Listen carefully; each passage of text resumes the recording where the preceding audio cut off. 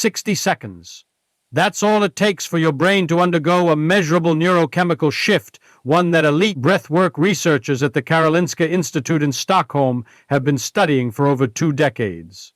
Not meditation, not cold exposure, not pharmacology. Humming, a single, sustained, low-frequency vibration produced by your own vocal cords, and within 60 seconds, your paranasal sinuses release up to 15 times more nitric oxide than they do during silent breathing. 15 times. That number is not metaphorical. It is not motivational. It is a measured, peer-reviewed biological fact, and what it triggers inside your skull is one of the most underreported mechanisms in all of human neuroscience. Here is what most people believe when they hear humming is good for you. They picture a wellness influencer, a yoga mat, maybe a Tibetan singing bowl and some incense. They file it under relaxation techniques, soft, unscientific, the kind of thing you do when you want to feel better but can't explain why. And that framing has buried one of the most mechanistically precise interventions your nervous system has access to. Because humming is not relaxation. Humming is pneumatic biochemistry. It is the deliberate mechanical agitation of a gas-producing tissue system, your sinus cavities, to flood your bloodstream and brain with a signaling molecule so powerful that its discoverers won the Nobel Prize in Physiology or Medicine in 1998. So the real question isn't, does humming make you feel better? The real question is, what is nitric oxide actually doing inside your brain? And why does a 60-second hum produce more of it than almost anything else you can do without equipment? What you're about to hear is not ancient wisdom repackaged with a scientific label. In 2002, researchers John Lundberg and Eddie Weitzberg at the Karolinska Institute published a landmark study in the American Journal of Respiratory and Critical Care Medicine. Their finding was precise. Humming increased nasal nitric oxide levels by approximately 1,500% compared to quiet nasal breathing. 1,500%. That study opened a door that neurophysiologists, cardiologists, and sports scientists have been walking through ever since. And what they found on the other side explains not just why humming feels good, but how a single vibrating breath can change the electrical state of your brain, dilate your cerebral blood vessels, activate your parasympathetic nervous system, and alter your neurochemistry in ways that take most meditation practitioners weeks of training to achieve.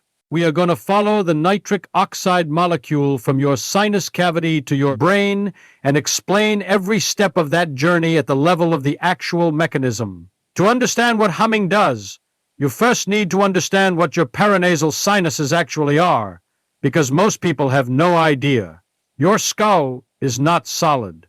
Surrounding your nasal cavity are 8 hollow air-filled chambers carved into the bone, 4 pairs of paranasal sinuses: maxillary, frontal, ethmoid, and sphenoid. They are lined with a specialized epithelial tissue called ciliated pseudostratified columnar epithelium, and embedded in that tissue are cells that continuously produce nitric oxide through an enzyme called nitric oxide synthase, or NOs. Under normal conditions, quiet breathing, mouth breathing, or even normal nasal breathing, the nitric oxide produced in these chambers sits largely trapped. The sinuses connect to the nasal cavity through narrow openings called ostia, and without active airflow through those openings, the gas exchange is minimal.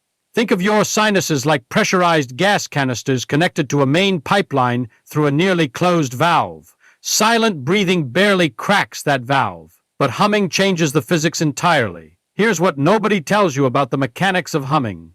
When you hum, your vocal cords partially close and create back pressure in your airway. This back pressure doesn't just stay in your throat, it propagates upward, creating oscillating pressure waves that travel into your nasal cavity at frequencies between 110 and 180 Hz, depending on the pitch of your hum. These oscillating pressure waves do something remarkable. They create a phenomenon called oscillating airflow across the ostia, the narrow sinus openings. And research published in 2006 by Weitzberg's group showed that this oscillating airflow increases the gas exchange between the sinuses and the nasal cavity by a factor of up to 15 compared to steady nasal breathing. The valve doesn't just crack open, it pumps. Every oscillation, every cycle of the pressure wave pushes nitric oxide out of the sinus cavity and into the nasal airstream. From there, the gas is inhaled into the lower respiratory tract, absorbed through the pulmonary capillaries, and enters the bloodstream within seconds. But this is where it gets strange. Nitric oxide chemical formula NO. One nitrogen atom bonded to one oxygen atom is not a nutrient. It is not a hormone in the traditional sense. It is a gasotransmitter, a gas that functions as a biological signaling molecule, capable of passing through cell membranes without a receptor, diffusing directly into the cells it targets. This is extraordinarily rare in human biology. Most signaling molecules, hormones, neurotransmitters, work by binding to a specific receptor on the outside of a cell, like a key fitting a lock. The signal stays outside. The cell responds from within. Nitric oxide doesn't knock. It walks through walls. Once inside a target cell, nitric oxide activates an enzyme called soluble guanylate cyclase, which converts GTP into cyclic GMP, a second messenger that triggers smooth muscle relaxation, vasodilation, and in neural tissue, modulation of synaptic signaling. In plain terms, wherever nitric oxide goes, it opens things up and changes the electrical conversation between cells. And when it reaches your brain, which it does within roughly 30 to 60 seconds of beginning to hum, the results are measurable, specific, and neurologically significant. Let's follow the nitric oxide into the brain and track exactly what it does when it arrives. The brain is the most metabolically expensive organ in the human body, consuming approximately 20% of your total oxygen supply, despite representing only 2% of your body weight. To maintain that supply, cerebral blood flow is tightly regulated through a process called cerebrovascular autoregulation. SIDE is one of the primary molecular signals that drives vasodilation in cerebral arterioles, the small vessels that control moment-to-moment blood flow to specific brain regions. When humming-derived nitric oxide enters the cerebrovascular endothelium, the inner lining of your brain's blood vessels, it activates soluble guanylate cyclase in the smooth muscle cells surrounding those vessels. Cyclic GMP rises. The smooth muscle relaxes. The vessel dilates. Blood flow to the brain increases. A 2019 study published in the Journal of Applied Physiology demonstrated that nasal nitric oxide delivery, including through humming, produced measurable increases in cerebral oxygenation, detectable via near-infrared spectroscopy within 90 seconds of initiation. 90 seconds. And this next part is what the data actually shows. While the vascular effect is significant, it is not the most neurologically interesting thing happening during your 60-second hum. That distinction belongs to what nitric oxide does to your thalamus. The thalamus is a paired, egg-shaped structure sitting at the geometric center of your brain. Every sensory signal, except smell, passes through the thalamus before reaching the cortex. It is your brain's central relay station, and more relevantly for our purposes, it is the primary generator of your brain's dominant electrical rhythm. Your brain operates on electrical oscillations, rhythmic patterns of neural firing that can be measured in hertz. When you are stressed, cognitively overloaded, or anxious, your thalamus drives high-frequency beta waves, 13 to 30 hertz. Fast, jagged, expensive in terms of metabolic cost.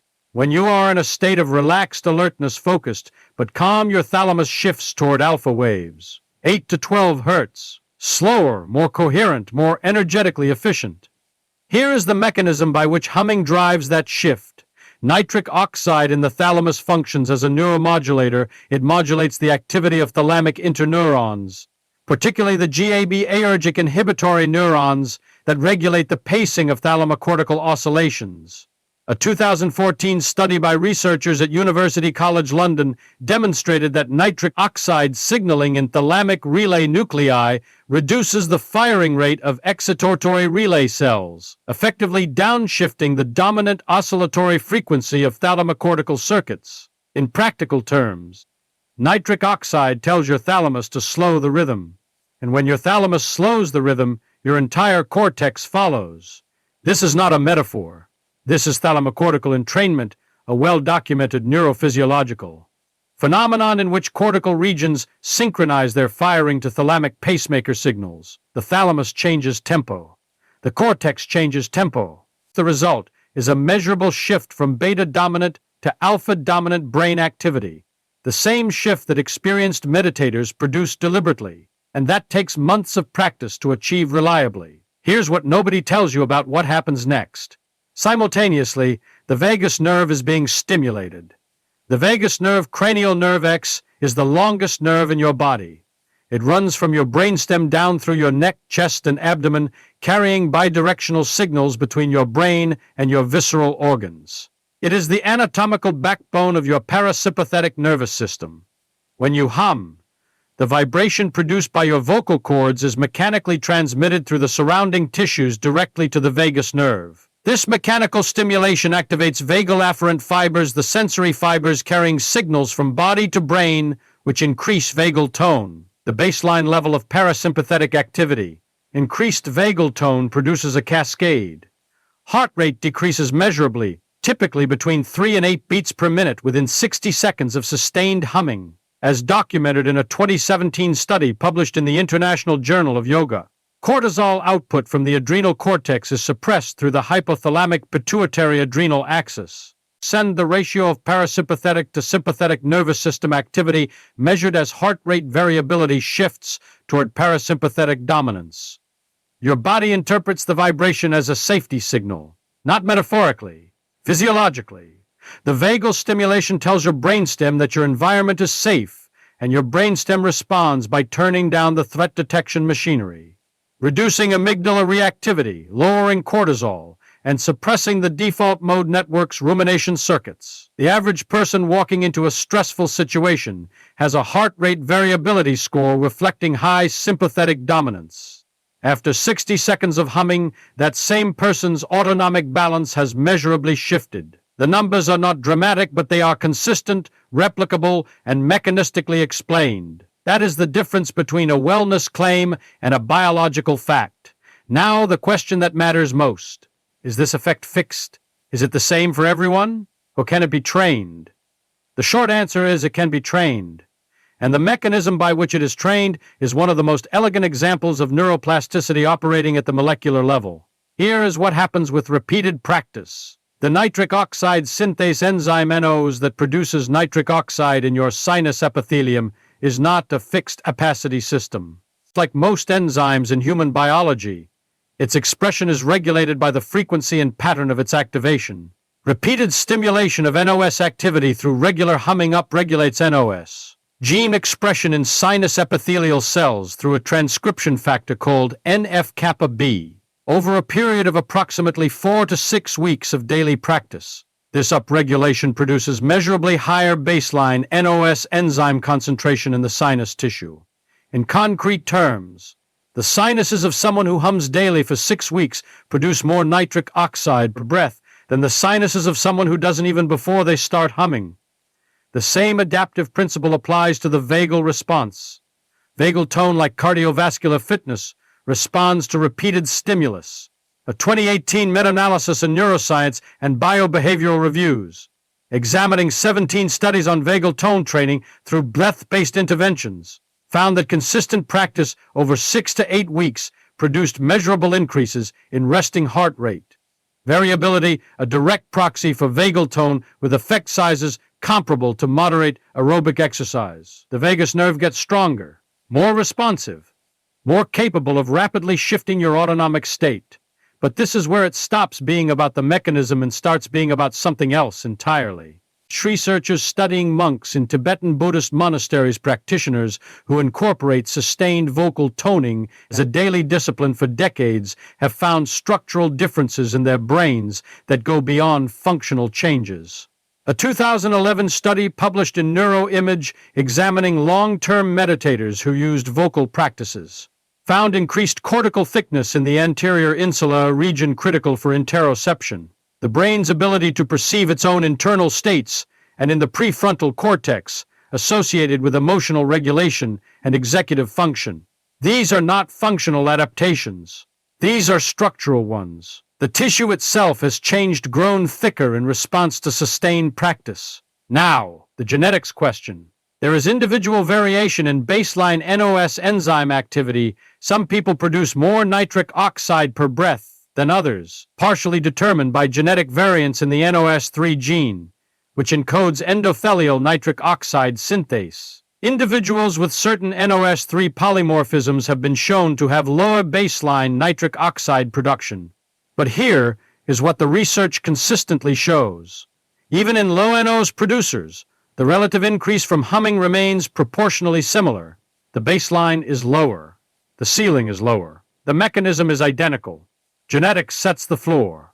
Behavior determines how far above that floor you operate. Salve.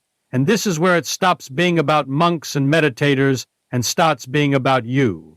What we have traced through the last several minutes is not a quirk of humming. It is an expression of a fundamental principle of human neurobiology. The principle states this: mechanical vibration applied to resonant biological tissue at physiologically relevant frequencies triggers predictable neurochemical cascades through mechanosensitive cellular signaling, and those cascades are trainable, dose-dependent, and structurally adaptive over time. This is not a humming principle. This is a physics meets biology principle, and it appears in at least 3 other major contexts in human physiology. First, whole-body vibration training. Research published in the Journal of Bone and Mineral Research has demonstrated that mechanical vibration applied to bone tissue at frequencies between 25 and 45 Hz through vibrating platforms activates mechanosensitive osteocytes, stimulating bone formation through nitric oxide signaling pathways. The same molecular actor, a different tissue, an identical mechanosensory trigger. Second, ultrasound therapy in neural regeneration. Low-intensity pulsed ultrasound lipase, applied to neural tissue at frequencies between 0.5 and 3 MHz activates mechanosensitive ion channels in neurons, upregulating BDNF, brain-derived neurotrophic factor, and promoting axonal regeneration. A 2020 study in the journal Brain Stimulation demonstrated significant improvements in motor function in stroke patients following lipase treatment with nitric oxide, identified as a key mediator of the effect. Third, chanting in competitive athletics. Sports scientists studying breath-holding capacity in elite freedivers athletes who can remain submerged for up to 2,004 minutes have documented that pre-dive vocal toning protocols increase blood nitric oxide levels, enhancing oxygen delivery efficiency to the brain and delaying the onset of hypoxic distress. The ADA International Freediving Federation has documented this as part of pre-competition preparation among top rank competitors. And this next part is what the data actually shows. The universal law, stated precisely. Biological tissue that is mechanically resonant will respond to vibration at its natural frequency by activating mechanosensitive signaling pathways, and the neurochemical products of those pathways are not random. They are specific, predictable, and evolutionarily conserved. Your sinuses evolved to be vibrated by your own voice. The nitric oxide response to humming is not a side effect. It is a feature. It is a biological system that exists precisely because the mechanical act of vocalization was for hundreds of thousands of years of human evolution, a reliable signal of respiratory health, social safety, and parasympathetic activation. Your brain trusts the hum. It was built to. So now when you notice that your mind feels quieter after you hum in the shower, or that your anxiety drops slightly when you find yourself humming a tune while working, you know what's actually happening. It is not mood. It is not placebo. It is not personality. It is nitric oxide flooding from your paranasal sinuses into your nasal airstream. It is a vasodilatory signal reaching your cerebral blood vessels and increasing oxygenation to your prefrontal cortex. It is GABergic modulation in your thalamic relay nuclei, slowing your dominant oscillatory frequency from beta to alpha. It is vagal afferent fibers carrying a mechanical safety signal to your brainstem, suppressing cortisol output and shifting your autonomic balance toward parasympathetic dominance. All of that from 60 seconds of a sustained vocal vibration. And now, when you encounter breathwork protocols, chanting practices, or even the instinct to hum when you're stressed, you also know why they exist. Not because ancient cultures understood the biochemistry, but because the biochemistry was always there, producing effects that were impossible to ignore over thousands of years of human experience. The mechanism preceded the practice. The biology came first. What changes when you understand the mechanism is not what you do. It's what you understand about what you're already doing. You were never just humming. You were operating a neurochemical delivery system built into the skull, one that produces a Nobel Prize-winning signaling molecule on demand. In 15 times the concentration of quiet breathing within 60 seconds. That is not a wellness practice. That is applied neurobiology. But here is the question this video has not answered, and it is the one that changes everything about how you think about sound and the brain. If 60 seconds of humming at your natural pitch produces this cascade, what happens when you change the frequency? What happens at 40 hertz, the frequency specifically associated with gamma wave activity in the brain? Because researchers at MIT, in a series of studies led by Lai-Hui Tsai beginning in 2016, discovered something extraordinary about 40 hertz stimulation and its effect on a specific type of brain cell, something that has profound implications for neurodegeneration, cognitive aging, and the future of non-pharmacological brain intervention. That is a completely different molecular story, and it is one we are going to tell in full mechanism by mechanism in the next video. If you want that explanation, the real one, at the level of the biology, subscribe to the Performance Lab. Not for motivation, not for tips, for the mechanism, because understanding what is actually happening inside your body is the only knowledge that compounds. And while you're here, the video on how elite freedivers train their brains to override the mammalian dive reflex, one of the most counterintuitive pieces of autonomic neuroscience in human performance research, is linked on your screen right now. The biology is waiting.